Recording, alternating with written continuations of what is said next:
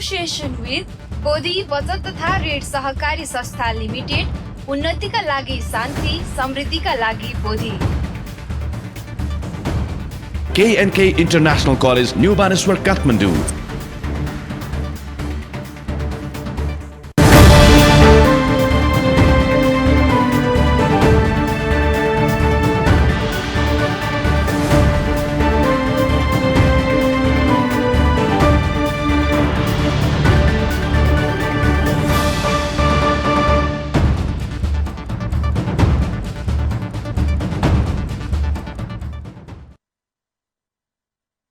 नमो तस्स भगवतो अरहतो सम्मा सम्बुद्धस्स। बोधी समाचारमा स्वागत छ। सुरु गरौँ अहिलेसम्मका मुख्य समाचारबाट। निहित मिसन बिना नै भगवान गौतम बुद्धको शिक्षा विश्वव्यापी हुँदै व्यवहारिक ज्ञान सिकाउने बौद्ध दर्शनप्रति सर्वसाधारणको स्वतस्फूर्त आकर्षण।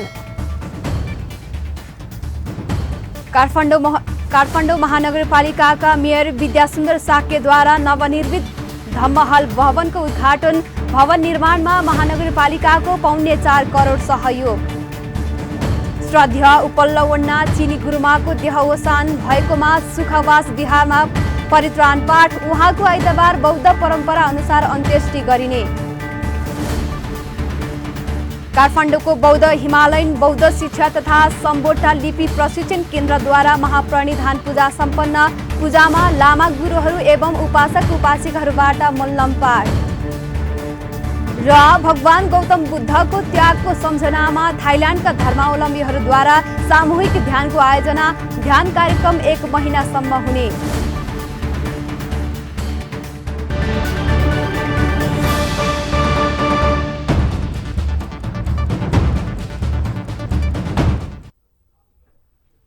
अब समाचार विस्तारमा। भगवान गौतम बुद्धको शिक्षा विस्तार हुँदै जाँदा यसले धर्मको आकार लियो। यो धर्म विस्तारमा अहिलेसम्म कुनै मिसन चलाएको छैन। जति बुद्ध धर्म विस्तार भयो यो स्वतस्फूर्त रूपमा विस्तार भएको पाइन्छ। सही विचार भएमा यसलाई विस्तार गर्नमा मेहनत गर्नै पर्दैन भन्ने उदाहरण बनेको छ बुद्ध धर्म। एक रिपोर्ट।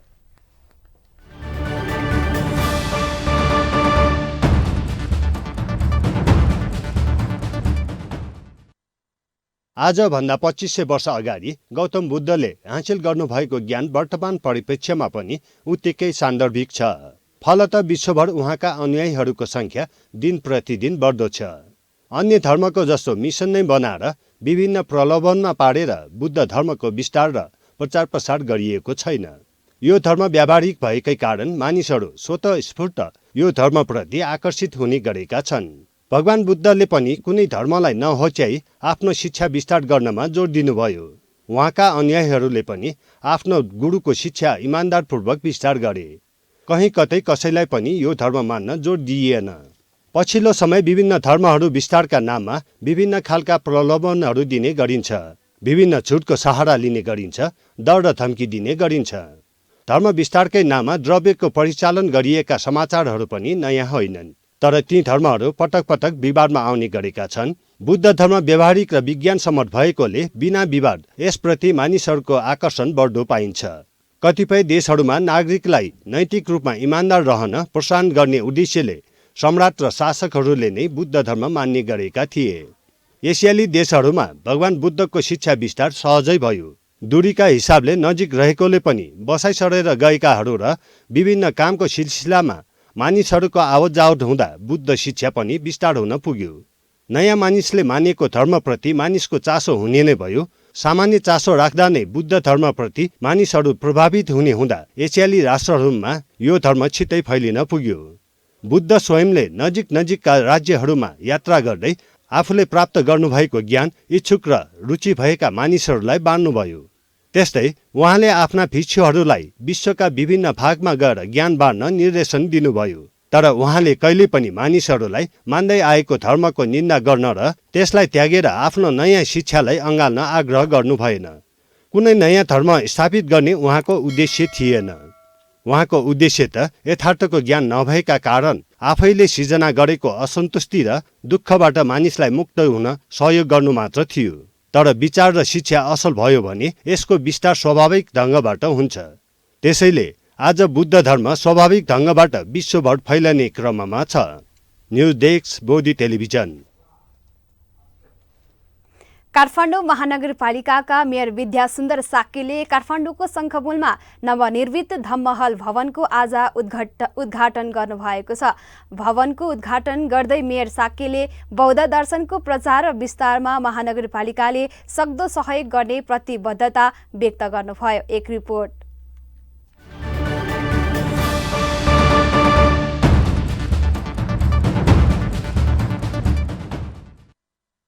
काठमाडौँ महानगरपालिकाका शङ्खमुलमा निर्माण भएको अन्तर्राष्ट्रिय बौद्ध ध्यान भावना केन्द्र भवनको शनिबार एक समारोहका बीच उद्घाटन सम्पन्न भएको छ।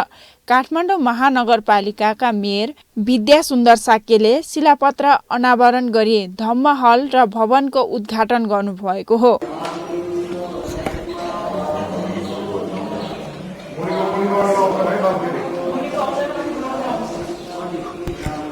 छ तलाको भवनमा ध्यान केन्द्र, मिटिङ हल, भन्तेहरूको आवास र बौद्ध शिक्षाको लागि स्कुल रहेको छ। उद्घाटनपछि मेयर साक्यले भवन निर्माणमा सहयोग गर्ने दाताहरूलाई धन्यवाद सहित धम्म उपहार र धन्यवाद पत्र प्रदान गर्नुभयो।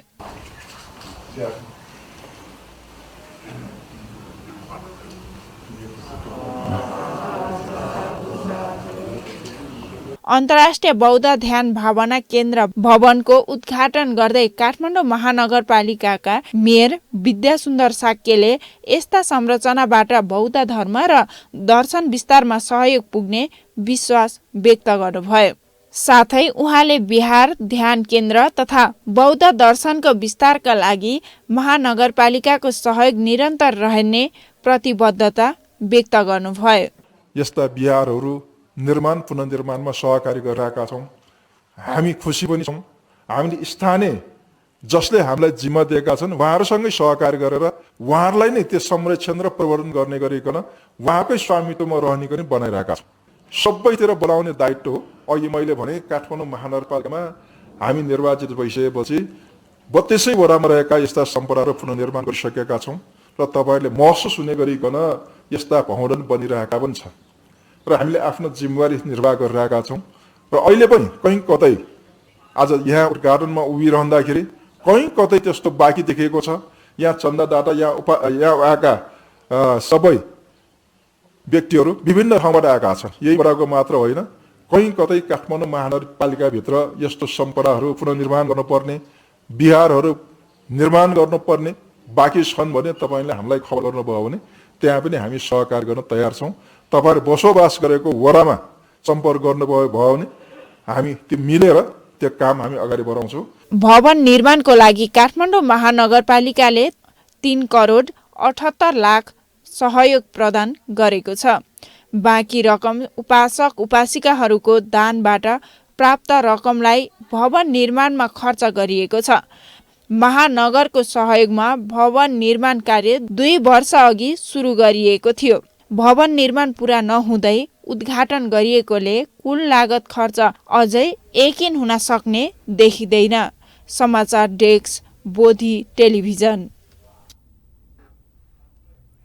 समाचार अझै बाँकी नै छ, हामी सँगै रहनुहोला।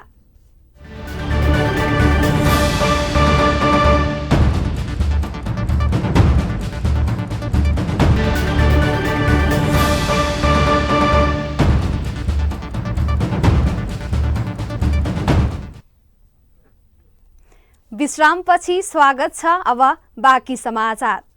दिवंगत श्रद्धेय उपल्नौना चिनी गुरुमालाई सुखवास विहार विश्व शान्ति विहारमा लगी शनिबार दिनभर परित्राण पाठ गरिएको छ।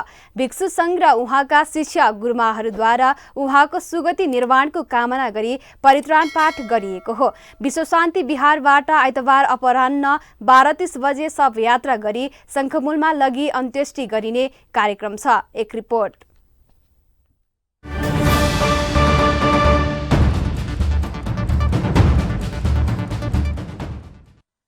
शुक्रबार देहवासन हुनुभएका श्रद्धेय उपल्लो वार्ना चिनी गुरुमालाई काठमाडौँ मिन भवन स्थित विश्व शान्ति विहारमा राखिएको छ। शुक्रबार अपराह्न देहवासन भएपछि उहाँको पार्थिव शरीरलाई शनिबार दिनभरि अन्तिम दर्शनको लागि विश्व शान्ति विहारमा राखी पूजा पाठ गरिएको थियो।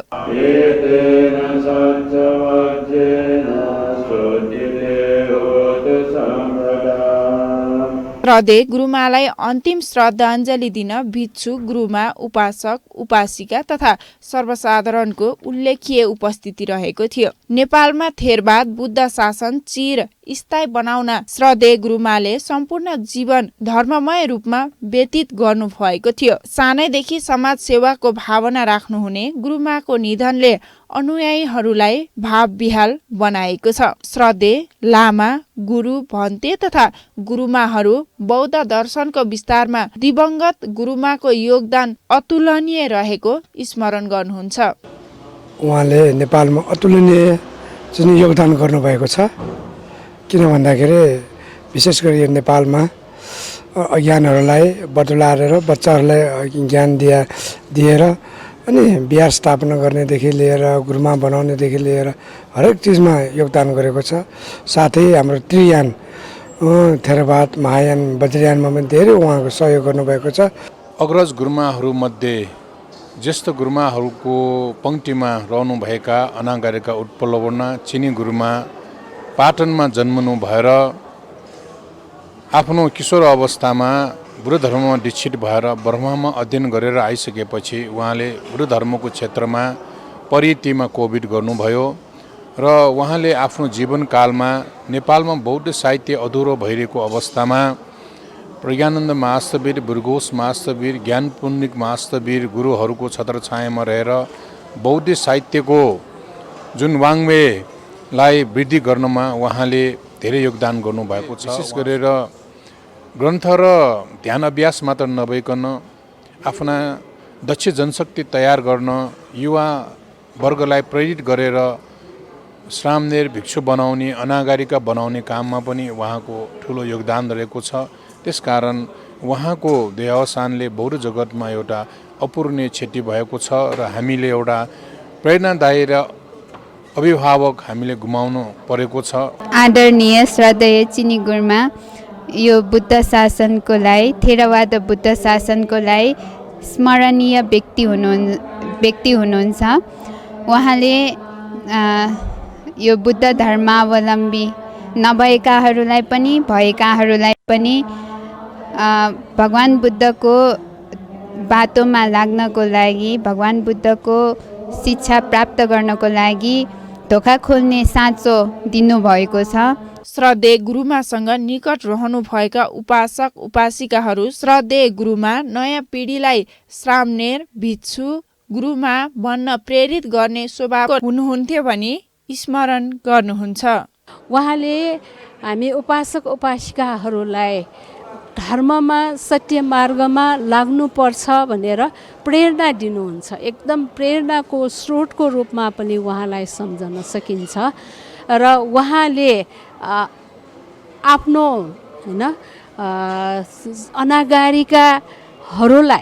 अनागारिकाहरूलाई पनि धेरै प्रेरणा दिनुभएको छ है। प्रवजित जीवन बिताउनको लागि प्रेरणा दिनुहुन्छ। उहाँको स्मरणमा सबभन्दा पहिलो शब्द भने एउटा मोटिभेसन हो। मोटिभेट साह्रै गर्नुहुन्छ उहाँले। त्यो चिजले गर्दाखेरि सबै भनौँ न, अब सबै उपासक उपासिकाहरू या चाहिँ श्रामनेरहरू सबै नै मोटिभेट भएर चाहिँ यो बुद्ध शासन र बुद्ध धर्मको चाहिँ पछि लागेको भन्ने चिज मलाई त्यतिसम्म सम्झना छ। शुक्रबार दिवंगत हुनुभएका श्रद्धेय उपल्लो वार्ना चिनी गुरुमाको विक्रम सम्वत 1996 सालमा पाटनको नाग बिहालमा जन्म भएको थियो। शाक्य सिंह बिहारबाट बौद्ध ज्ञान लिनु भएको उहाँले बिहारबाट परियति शिक्षा अध्ययन गर्नु भई प्रवजित हुने निर्णय लिनु भएको थियो।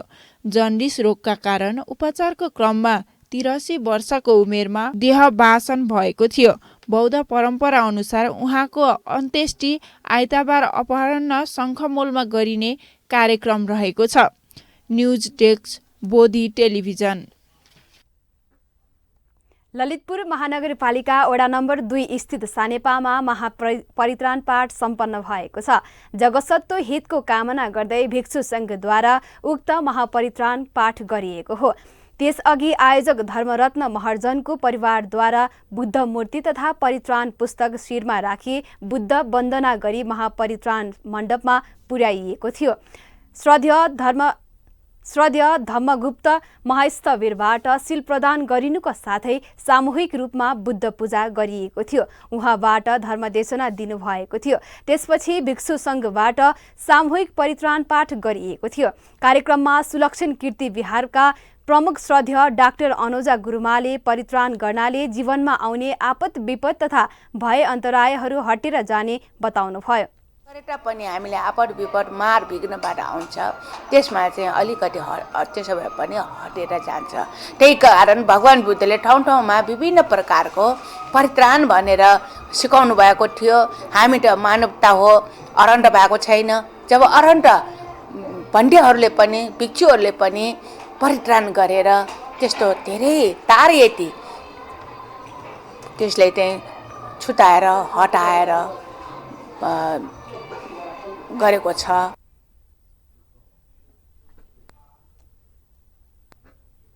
बुद्ध धर्ममा महापरित्राण पाठलाई महत्त्वपूर्ण पूजा पाठको रूपमा लिइन्छ। बौद्ध संघ भक्तपुरको स्वर्ण जयन्तीको अवसरमा भिक्षु धम्मशोभन महस्तवीर सहित संस्थापकहरूलाई अभिनन्दन गरिएको छ। कार्यक्रममा प्रमुख अतिथि 8औं संघ नायक बोधिसेन महस्तवीरबाट बौद्ध संघका अन्य संस्थापक सदस्यहरूलाई पनि अभिनन्दन गरिएको थियो। भक्तपुरको बौद्ध समकृत विहारमा आयोजित कार्यक्रममा धम्मवाणी स्मारिकाको विमोचन पनि भएको छ। अभिनन्दितहरूलाई बौद्ध संघ महिला कमिटीको तर्फबाट मायाको चिनो पनि प्रदान गरिएको थियो।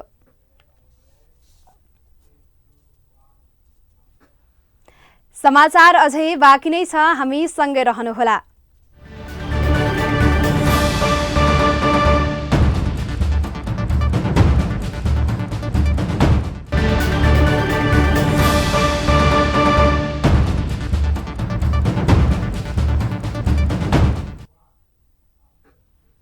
विश्रामपछि पुनः स्वागत छ। अब बाँकी समाचार।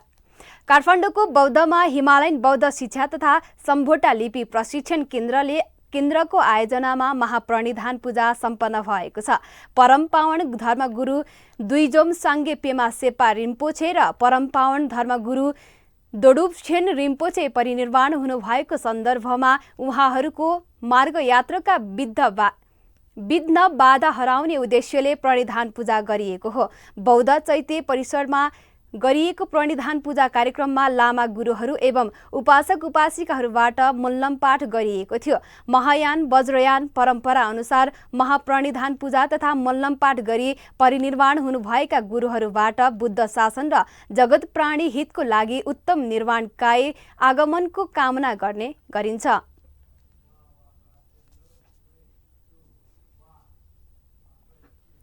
अब अन्तर्राष्ट्रिय समाचार।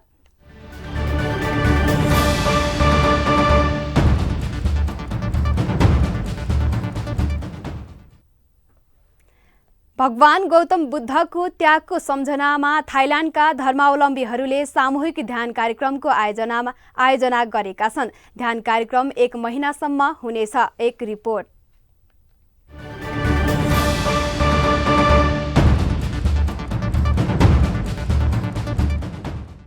थाइल्याण्डको काञ्चनाबुढी जिल्लामा बौद्ध धर्मावलम्बीहरूले सामूहिक ध्यान कार्यक्रम सुरु गरेका हुन्। काञ्चनाबुढीको वाट हुए सफानमा 16 फेब्रुअरीबाट सुरु गरिएको पैदल यात्रा सम्पन्न भएसँगै वाङचान बिहारमा ध्यान कार्यक्रमको सुरुवात गरिएको छ। ध्यान कार्यक्रममा भिक्षु श्रामणेर गुरुमा उपासक उपासिकाहरूको सहभागिता रहेको छ। खास गरी भगवान गौतम बुद्धले गृहस्थी त्याग गरी ज्ञान प्राप्तिको क्रममा विभिन्न ठाउँमा गर्नुभएको पैदल यात्रा र ध्यानको सम्झनामा स्वेच्छा अनुसार यस्तो ध्यान कार्यक्रम गरिन्छ। हरेक वर्ष यसै महिना गरिने यस्तो ध्यान फरक फरक ठाउँमा हुने गर्दछ।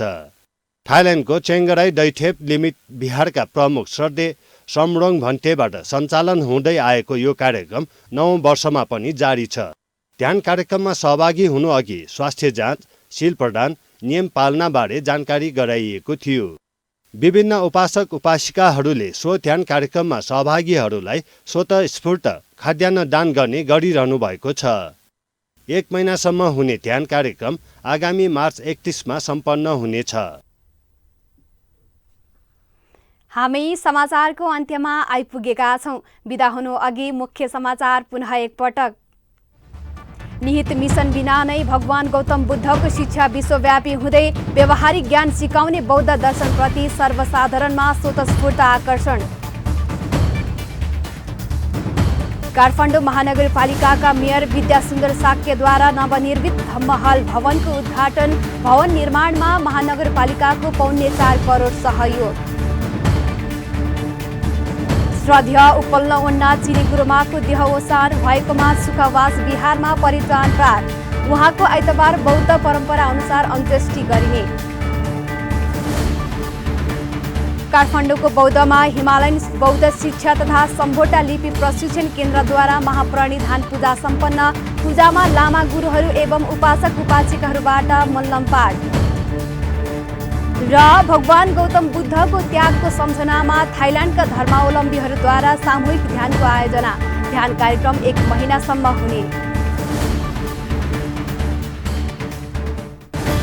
समाचार अहिलेलाई सकियो। बोधी टेलिभिजनका सम्पूर्ण कार्यक्रम bodhi.tv, युट्युब र फेसबुकका साथै मोबाइलमा बोधी टिभी एप डाउनलोड गरेर पनि हामीलाई प्रत्यक्ष हेर्न र पढ्न सक्नुहुनेछ। सकारात्मक सोच र असल संस्कारको लागि बोधी टेलिभिजन हेर्दै गर्नुहोला। भवतु सर्वमङ्गलम।